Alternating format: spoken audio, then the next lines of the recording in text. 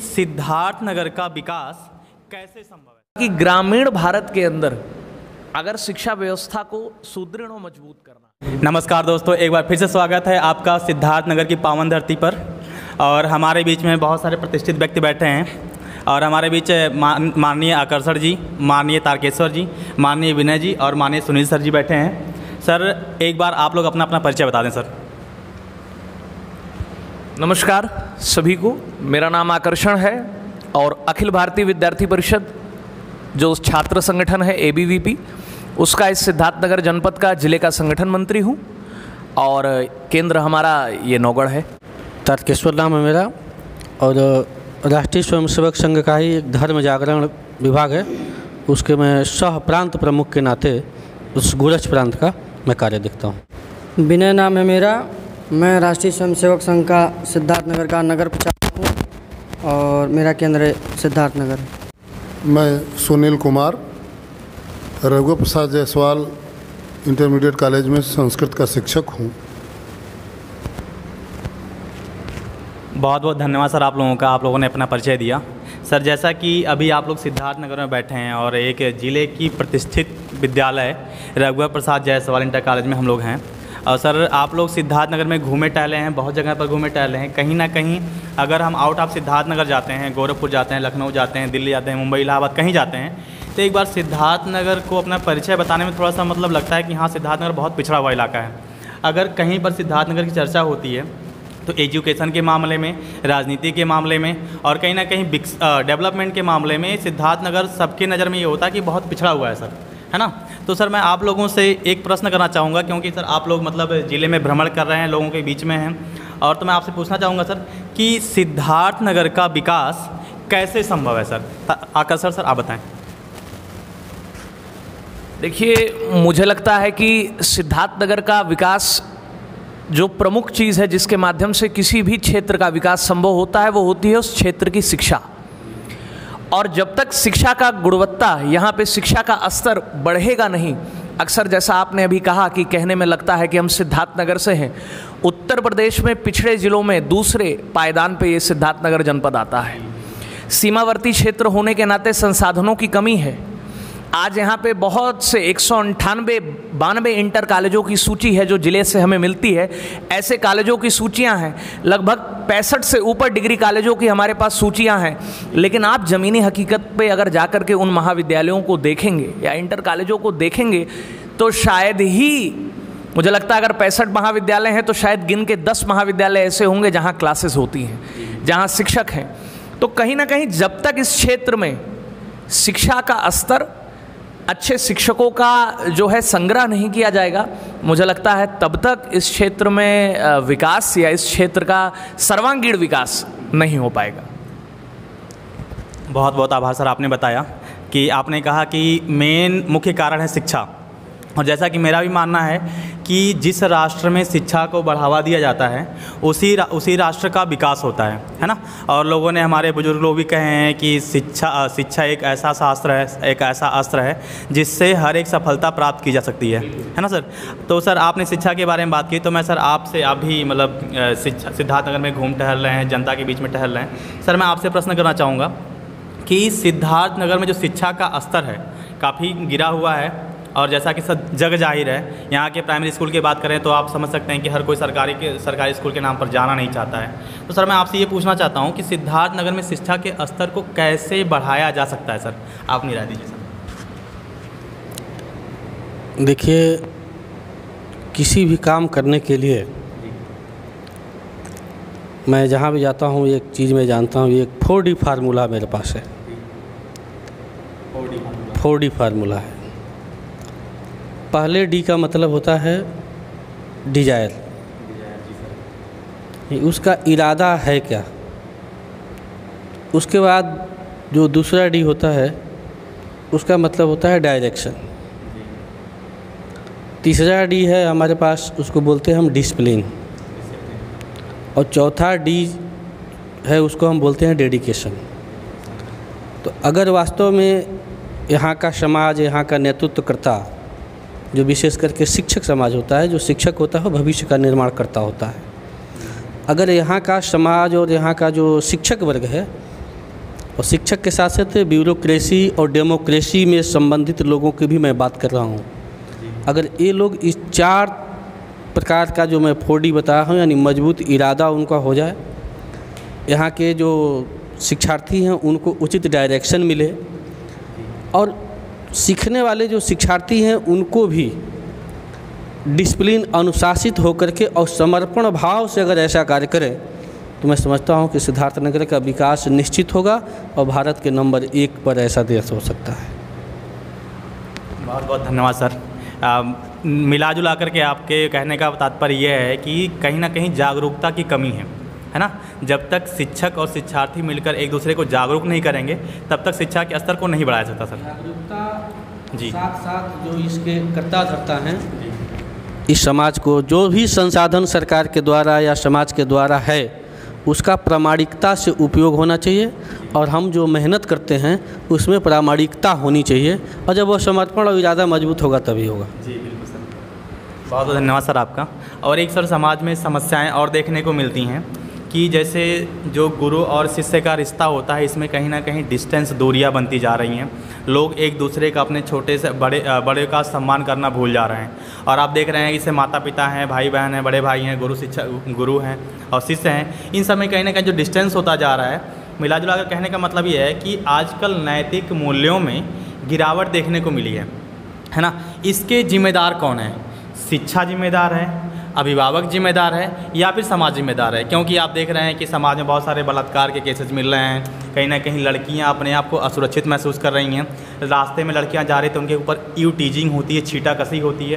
तो इन सब में सर मतलब कौन जिम्मेदार है? समाज जिम्मेदार है, शिक्षा जिम्मेदार है, या फिर अभिभावक जिम्मेदार है? सर आप बताएं अपनी राय सुनिए। देखिए, जहाँ तक मेरा मानना है कि किसी एक को जिम्मेदार नहीं ठहराया जा सकता, इसमें तीनों ही जिम्मेदार हैं। और इसको मजबूत करने के लिए, इस समस्या के समाधान के लिए तीनों चीज़ों को जो है सुधार की आवश्यकता है। पहली चीज़ तो शिक्षा। हमारे यहाँ जो अब तो नई शिक्षा नीति में व्यवस्थाएं सकारात्मक हुई हैं इस दिशा में, लेकिन इससे पूर्व और उसके बाद भी बहुत सारी चीज़ें अभी छूट गई हैं। ये जो अंग्रेजियत का नशा है ना, ये सबसे बड़ी समस्या है। नैतिक मूल्यों का पतन, इसका मुख्य जो है कारण है पाश्चात्य संस्कृति का प्रभाव। सारे लोग चाहते हैं, एक तो ये जो शिक्षा है, इसमें मैकाले की जो पद्धति वाली शिक्षा है, इसमें हमारे महापुरुषों के बारे में कुछ पढ़ाया नहीं जाता है। राणा प्रताप को गायब कर दिया गया, लक्ष्मीबाई के बारे में नहीं बताया जाता, महर्षि दधीच के बारे में नहीं पढ़ाया जा रहा है। ऐसे जो हमारे महापुरुष हैं, उनके बारे में जब पढ़ाया जाता था, मुख्य उसमें जोड़ा जाता था, तो बच्चों के अंदर नैतिक गुणों का विकास होता था। इतिहास को, वास्तविक इतिहास जो है ना, वो नहीं पढ़ाया गया। तो एक तो ये है कि हमारे पुराने जो हमारे महापुरुष हैं, उनके बारे में हमको बताना है, ताकि उनके आदर्शों का बच्चे अनुकरण करें। तो इस प्रकार ये शिक्षा व्यवस्था। दूसरा बिंदु आपने समाज में इसके प्रति जागरूकता आवश्यक है। हमारी पुरानी चीज़ें क्या हैं, हमारी सांस्कृतिक परंपराएं क्या हैं, हमारे सांस्कृतिक मूल्य क्या हैं, इसके आधार पर जब तक समाज में जागृति नहीं फैलेगी, कहा जाता है त्याग पूर्वक भोग, है ना, स्वार्थ को त्यागना। समाज को लेकर के व्यक्तिगत हितों को कम महत्व दे करके सामाजिक हितों की बात करने पड़ेगी। तो इसलिए समाज इसका जिम्मेदार है। और तीसरा बिंदु आपने अभिभावक। देखिए, बच्चा विद्यालय में कम समय रहता है, 6 घंटे विद्यालय में रहता है शिक्षक के पास, और शेष समय उसका अभिभावक के पास रहता है। तो अभिभावकों को एक तो समय नहीं है अभिभावक के पास, अपने बच्चे के लिए आपके पास समय नहीं है। आप अपने कार्यों में इस तरह से व्यस्त हैं कि बिल्कुल समय नहीं दे पा रहे हैं। आपको समय निकालना पड़ेगा। पहले की जो अपने संयुक्त परिवारों में पद्धतियाँ रहती थीं, बच्चे दादी के पास, बाबा के पास बैठते थे, अच्छी अच्छी कहानियाँ सुनाई जाती थीं, धार्मिक, ऐतिहासिक, तो उसका प्रभाव पड़ता था। आवश्यकता उसकी तरफ आना पड़ेगा, तभी विकास संभव है। और ये जो दौर चल रहा है ना, किसी के पास समय नहीं है, किसी से कोई मतलब नहीं है, एक परिवार में 4 लोग हैं, 4 मत हैं, एक ही कमरे में रहते हैं, एक ही मकान में रहते हैं, 4 दिन बाद मुलाकात होती है, ये सब इसका प्रभाव पड़ता है। बहुत बहुत धन्यवाद सर, आपने बताया कि जैसा कि समाज में जो ये सब चल रहा है, नैतिक मूल्यों में गिरावट आ रही है, इसके जिम्मेदार कहीं ना कहीं अभिभावक भी हैं, कहीं ना कहीं शिक्षा भी है और कहीं ना कहीं समाज भी है। और ये कटु सत्य है कि कहीं ना कहीं हम लोग जो है वेस्टर्न कल्चर अपना रहे हैं, जिससे समाज में बहुत तमाम सारी बुराइयां फैल रही हैं।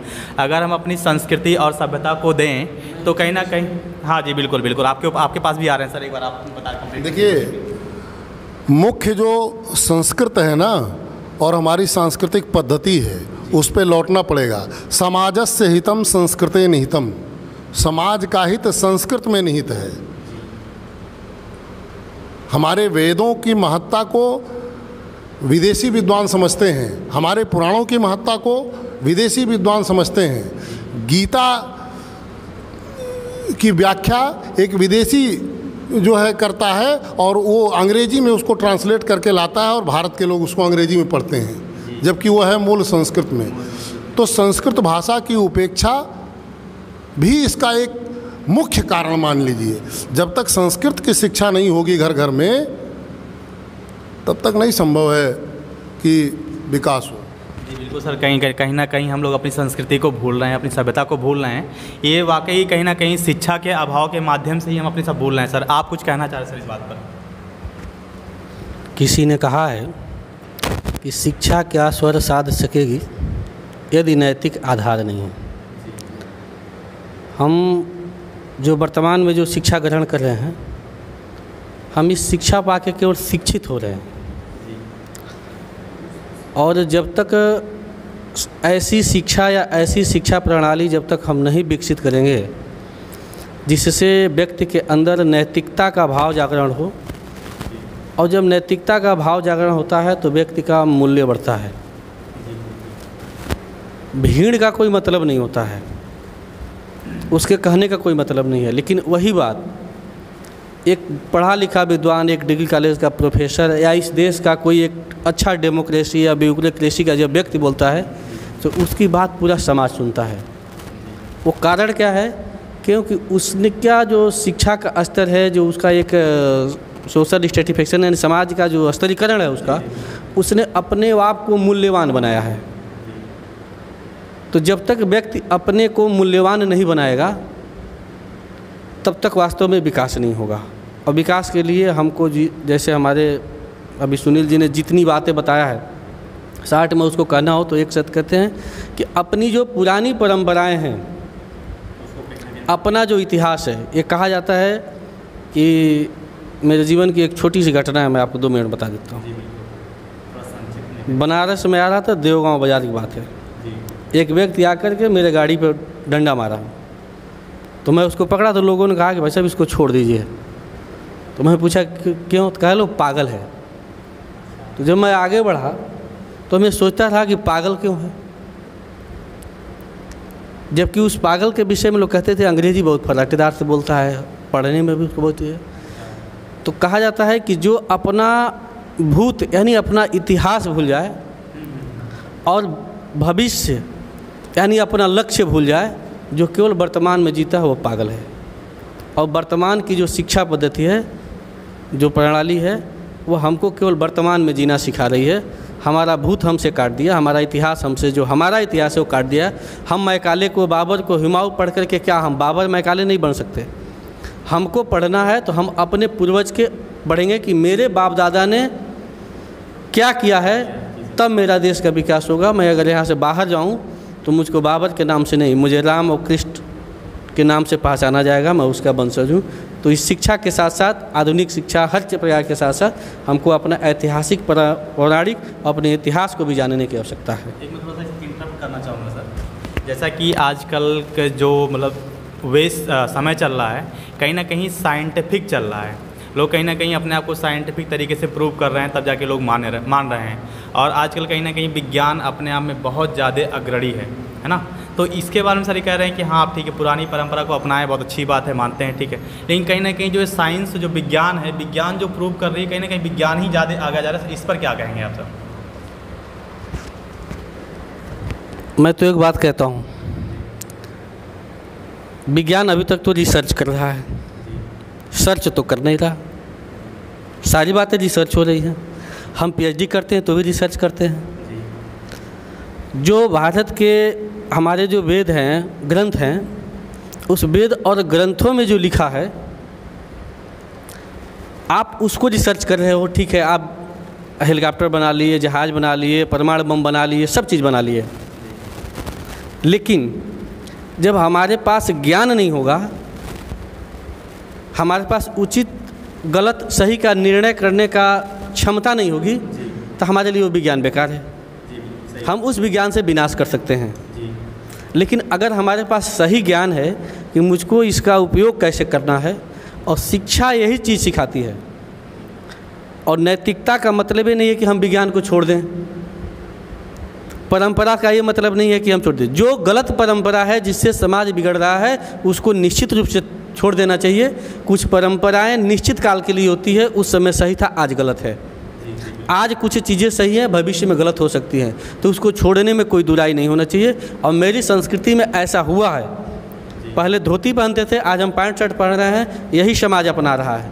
तो इसीलिए कुछ पुरानी परंपराएं, जैसे हमारे दादा हैं, बाप हैं, पिता हैं, माँ है, तो किनके साथ क्या क्या व्यवहार करना है ये चीज़ें आनी चाहिए। हम सबको हाय नहीं बोल सकते ना, हम सबको अंकल नहीं बोल सकते। हमारे यहाँ रिश्ता है, चाचा रिश्ता है, आंटी का रिश्ता है, माँ है, माम, इतने रिश्ते हैं, और जैसा रिश्ता है वैसा व्यवहार है। तो हम पुरानी परंपरा, मेरा कहने का मतलब यही है कि हमको अपना संस्कार नहीं छोड़ना चाहिए, अपना इतिहास नहीं छोड़ना चाहिए। इसके साथ साथ जितनी भी आधुनिक चीज़ें आ रही हैं, आधुनिकता आ रहा है, उसको हम ग्रहण करेंगे। मुझको इंग्लिश भी आना चाहिए, मुझको उर्दू भी आना चाहिए, मुझको संस्कृत भी आना चाहिए, लेकिन हम उर्दू पढ़ करके उर्दूत नहीं सीख सकते, हम अंग्रेजी पढ़ करके अंग्रेज नहीं बन सकते। हम अंग्रेजी सीखेंगे। स्वामी विवेकानंद बहुत अच्छा अंग्रेजी जानते थे, लेकिन अंग्रेजी के साथ साथ उनके अंदर अपनी संस्कृति, सभ्यता, गौरव था। भारत माता की डंका उन्होंने शिकागो धर्म सम्मेलन फैलाया था। बहुत बहुत धन्यवाद सर, आपने बताया। कहने का मतलब ये है कि कहीं ना कहीं हम कुछ भी करें उससे मतलब नहीं है, हमको अपनी संस्कृति, अपनी परंपरा में रहकर करना चाहिए, है ना। मतलब अगर हम अंग्रेजी सीख रहे हैं, कुछ भी कर रहे हैं, मतलब हमको अपनी संस्कृति, अपनी सभ्यता आनी चाहिए, बाकी कुछ भी हो। सर एक मेरा और प्रश्न है सर, आकर्षण जी आपसे प्रश्न है मेरा, कि आप भी मतलब जैसा कि हम लोग कहीं ना कहीं सिद्धार्थनगर पिछड़ा है और ग्रामीण क्षेत्र से बिलोंग करते हैं, ठीक। तो एक सर जैसे कि कोई बच्चा अगर हायर एजुकेशन पे जाना चाहता है, जैसे डॉक्टर या इंजीनियर या मतलब आईएएस, पीसीएस या किसी भी अच्छी पोस्ट पे जाना चाहता है, तो उसके लिए उसको अच्छे शिक्षा की आवश्यकता होती है। और ये कहीं ना कहीं एक कारण और है सर कि कहीं ना कहीं बच्चों के पास आर्थिक कमजोरी होती है, जिससे वो ये सब नहीं कर पाते हैं सर। तो मैं आपसे प्रश्न करना चाहूँगा, समाज में आर्थिक समस्याएँ शिक्षा पर क्या प्रभाव डाल रही हैं सर? आकर्षण जी। मुझे लगता है कि जो आर्थिक पक्ष है वो एक बड़ा ही महत्वपूर्ण, एक बड़ा ही ऐसा पक्ष है कि जिसके बिना किसी भी क्षेत्र में, ये बात सिर्फ शिक्षा की नहीं है, अगर व्यक्ति को अपनी जो जीविका चलानी है ना, किसी भी क्षेत्र में, किसी भी काम के लिए, यदि उसके पास धन का अभाव है, तो मुझे लगता है जिन संसाधनों के उपयोग से वो जिस स्थान तक पहुंच सकता था वहां तक नहीं पहुंच पाएगा, यदि उसके पास धन नहीं है। अब आई बात, जैसे आपने कहा कि हायर एजुकेशन में जो कॉम्पिटिटिव एग्ज़ाम्स होते हैं, उसके लिए आज आप देखिए, हम छात्र संगठन के लोग हैं, हम अलग अलग यूनिवर्सिटीज़ में जाते हैं। आज देखने को मिलता है कि अगर सिविल सर्विस की तैयारी करनी है तो बच्चे का एम होता है कि मैं सीधे इलाहाबाद जाऊंगा। कभी आप नहीं सुनेंगे कि वो कहेगा कि मैं नौगढ़ से और सिद्धार्थनगर से भी पढ़ के आईएएस की तैयारी करूंगा। अगर उसे आईआईटी क्रैक करना है या ट्रिपल ई क्रैक करना है तो उसका एम होता है कि मैं बड़े इंस्टीट्यूट से, चाहे वो जैसे कोटा में जाएगा या दिल्ली के अंदर में जाएगा और वहाँ से तैयारी करेगा। तो कहीं ना कहीं उन स्थानों पे जब आप जाओगे, मैंने बहुत से ऐसे विद्यार्थियों को देखा है जो कोटा के अंदर में जाकर के शिक्षा लेते हैं, जो दिल्ली के अंदर में जाकर के जो है वहाँ इंजीनियरिंग की पढ़ाई करते हैं, वहाँ का जो फीस है वो क्या ग्रामीण क्षेत्र का कोई विद्यार्थी या उसका परिवार उसका वहन कर सकता है? अगर आप ईमानदारी से इसका आकलन करेंगे तो नहीं संभव है। और ये भी एक कटु सत्य है समाज का कि कोई ऐसा विद्यार्थी, चाहे वो सामान्य वर्ग का हो, चाहे किसी अच्छे परिवार का हो, आप उसके मुंह से ये भी नहीं सुनेंगे कि मैं IAS और MBBS करूंगा तो मैं सिद्धार्थनगर से ही पढ़ के कर लूंगा, क्योंकि हमारे पास रिसोर्सेज नहीं है। अब एक उदाहरण मैं देता हूं कि इस लॉकडाउन में जब देश के अंदर में सब जगह इंस्टीट्यूट्स बंद थे, कोचिंग संस्थान बंद थे, तो देश के अंदर में ये जो आपने देखा गूगल मीट आ गया, जियो मीट आ गया, ठीक है, गूगल मीट, जियो मीट, उसके बाद से आप देख रहे हैं वो जो है तमाम वेबिनार कंडक्ट होने लगे, ठीक है, जूम ऐप आ गया।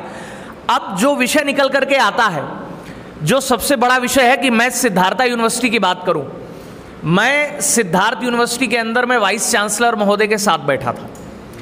आदरणीय सुरेंद्र दुबे जी का ये कहना है कि हमने लाख प्रयास किया इस जनपद के अंदर में कि हम यहाँ के जो रिमोट एरियाज में, जैसे कि बढ़नी है जो एकदम नेपाल के बॉर्डर से सटा है, कटहवा है, चाहे वो विश्वविद्यालय एरिया ही क्यों ना हो, इतने जितने भी एरिया हैं वहाँ पर नेटवर्क की सुविधा नहीं है।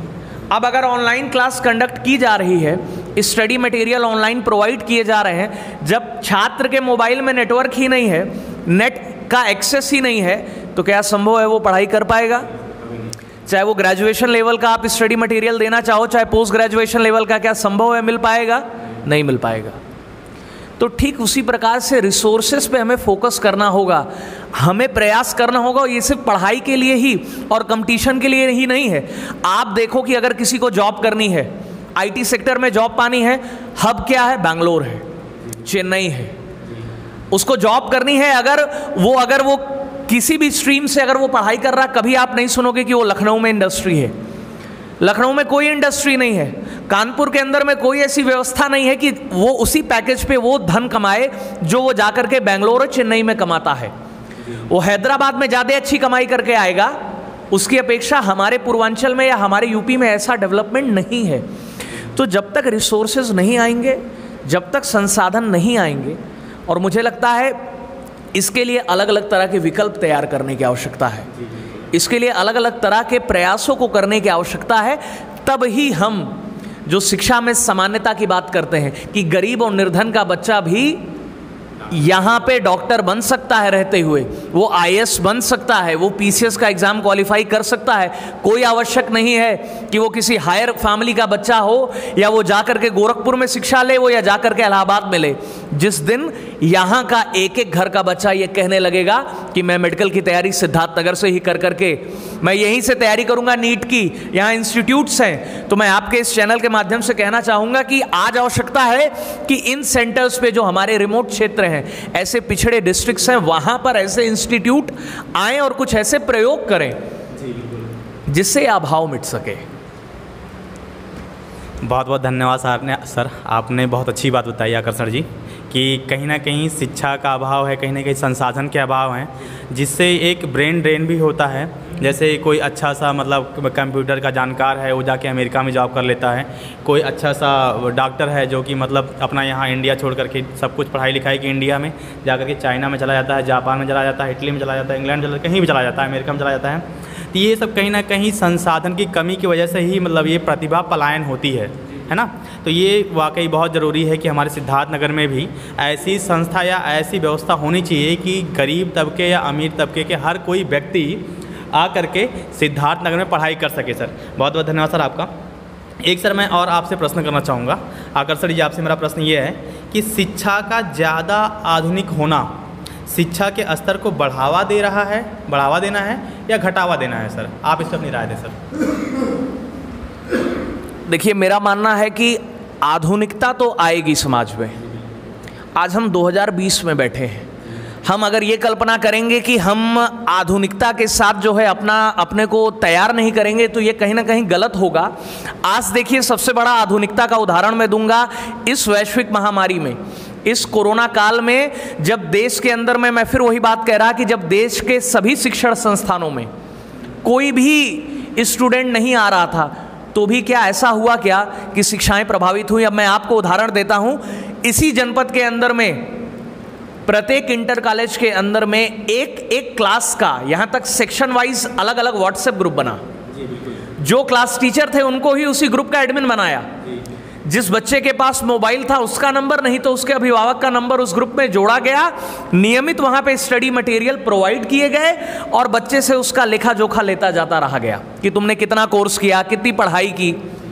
तो यदि अगर हम ये कह दें कि हम आधुनिकता के साथ अपने को, अब हम अक्सर ये डिबेट होती है कि मोबाइल और इंटरनेट आज के नौजवानों के लिए खतरा है, कई मायनों में है, लेकिन अगर साइंस और टेक्नोलॉजी विकसित हो रही है तो उसका कुछ अच्छाई भी है, उसका कुछ अच्छा पक्ष भी है, उसके कुछ डिमेरिट्स भी हैं।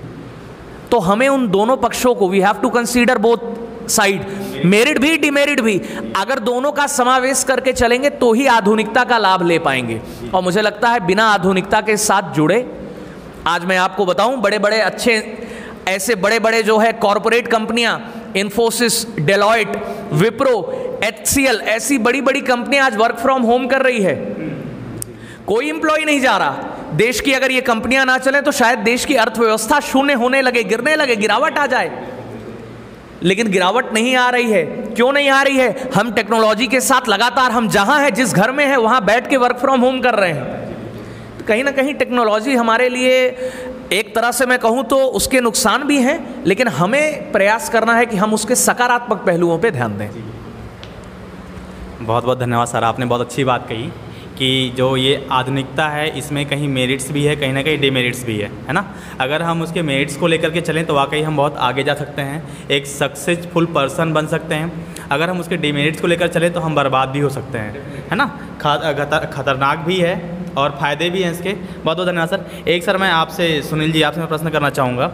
जैसा कि आप से रघुवर प्रसाद जायसवाल में एक संस्कृत के अध्यापक हैं आप, और कहीं ना कहीं आप हज़ारों बच्चों को शिक्षा दे चुके होंगे और कहीं ना कहीं आप बच्चों के टच में हैं। तो सर मैं आपसे ये प्रश्न करना चाहूँगा, क्योंकि आपके पास ग्रामीण क्षेत्र से भी बच्चे और शहर क्षेत्र से बच्चे आते हैं। तो मेरा सर प्रश्न ये है कि ग्रामीण क्षेत्र में शिक्षा के स्तर को कैसे बढ़ाया जा सकता है सर? जवाब दें। देखिए, एक तो इसके लिए जागरूकता फैलानी पड़ेगी। दूसरी चीज़, ये जो ग्रामीण क्षेत्रों में निजी विद्यालयों का अभाव है, केवल सरकारी विद्यालय हैं। और आप तो जानते ही हैं, सरकारी विद्यालय में जो अध्यापकों की नियुक्तियां होती हैं वह योग्यता के आधार पर नहीं होती, वो तो जाति के आधार पर होती हैं। मतलब जो 100 में 95% नंबर पाया है, मे बी पॉसिबल कि उसका सिलेक्शन ना हो, लेकिन 30% वाले का हो जाएगा। वो कैसी शिक्षा देगा, आप आकलन कर सकते हैं। वास्तविक शिक्षा आपको स्व-वित्त पोषित विद्यालयों में ही मिल रही है, जहाँ जो शिक्षा महंगी है और सबके बस की बात नहीं है। तो ये है। दूसरा कि जो सफल बच्चे हैं, जो अच्छे अच्छे कंपटीशनों में आ रहे हैं, जो आगे आ रहे हैं, तो उनके बारे में कुछ बताया जाए, उनको बुला करके ग्रामीण विद्यालयों में उनका अनुभव, अन्य बच्चों को उनसे बात कराई जाए तो कुछ असर पड़ सकता है। बहुत बहुत आभार सर आपका। आकर सर जी, मैं फिर से आपसे भी यही प्रश्न करूंगा कि आप इस पर अपनी राय दें कि ग्रामीण क्षेत्र में शिक्षा के असर को कैसे बढ़ाया जा सकता है सर? थोड़ा संक्षिप्त में दीजिए। मुझे लगता है कि यहाँ पे सर ने और भाई साहब ने बड़ा ही विस्तार पूर्वक और अच्छे से स्पष्ट किया है। मैं बस इतना ही कहना चाहूँगा कि ग्रामीण भारत के अंदर अगर शिक्षा व्यवस्था को सुदृढ़ और मजबूत करना है तो सबसे पहले वहाँ पे एक वातावरण पैदा करना होगा। आखिर क्यों समाज में एक कंसेप्ट बना है कि प्राइमरी विद्यालय में पढ़ने वाला विद्यार्थी या प्राइमरी में शिक्षा लेने वाला विद्यार्थी का जो स्तर है वो किसी कॉन्वेंट के नर्सरी में पढ़ने वाले विद्यार्थी या जो है उस इंग्लिश मीडियम में पढ़ने वाले विद्यार्थी की तुलना में कहीं कोई उसमें तुलना ही नहीं करते हैं लोग, उसकी कोई मापदंड ही नहीं है। यानी कि जो प्राइमरी में पढ़ रहा है गांव के अंदर में और जो LKG, UKG, नर्सरी ऐसे कॉन्वेंट विद्यालयों में पढ़ करके निकल रहा है, उसके और एक ग्रामीण छात्र की अगर आप तुलना करेंगे तो मुझे लगता है वो तुलना कर पाना भी बड़ा मुश्किल है। कारण है उसका।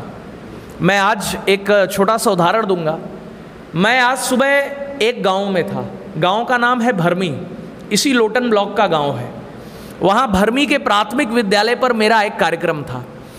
मुझे ये आपके चैनल के माध्यम से कहते हुए खुशी हो रही है, मैंने उस प्रांगण में जैसे ही कदम डाला, एक एक दीवारें रंगी हुई, एक एक दीवारों पे संस्कृत से सुसज्जित श्लोक, जो भी न्यूमेरिकल जो गिनतियां होती हैं वो, यानी चित्रों के माध्यम से जो फलों की पहचान कराई जाती है वो, ह्यूमन बॉडी के स्ट्रक्चर से लेकर के यानी जो भी बातें उनको पढ़ाई जाती हैं वो टोटल उस पूरे परिसर में पेंटेड थी एक एक दीवार पे।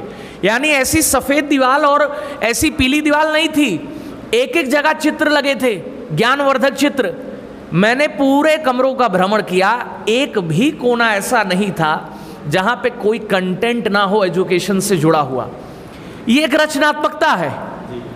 और जब इस तरह के प्रयोग ग्रामीण स्तर पे होंगे, मैंने फोटोज आकर के आप अक्सर देखते होंगे फेसबुक पे वीडियोस वायरल होते हैं, उनको बेसिक जानकारियाँ, बेसिक नॉलेज नहीं है, वो अंग्रेजी नहीं जानते हैं, हिंदी की संपूर्ण जानकारी नहीं है, वो क्या पढ़ाएंगे। तो मुझे लगता है कि जब तक नीरसता गांव की शिक्षा से हटेगी नहीं और एक आकर्षण जब तक नहीं आएगा ग्रामीण शिक्षा में, मुझे लगता है तब तक ग्रामीण जो नौजवान है, जो ग्रामीणांचल में रहने वाला, जो भारत का हृदय कहा जाता है, वहीं से आज मैं सुबह उस गांव में था तो मैंने यही कहा कि वो दिन आना चाहिए। आज मैं आपके चैनल के माध्यम से कहना चाहता हूं कि भारत संपूर्ण विश्व में सबसे युवा देश है।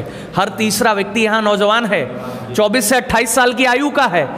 उस युवा देश में और जिसका हृदय ग्रामीण है, ग्रामीण भारत है, जब तक वहाँ शिक्षा में एक जो है जिसको कहते हैं नई सकारात्मक ऊर्जा नहीं आएगी, तब तक मुझे लगता है कि जो परिवर्तन या जो विकास जो हम देखना चाहते हैं वो नहीं हो पाएगा।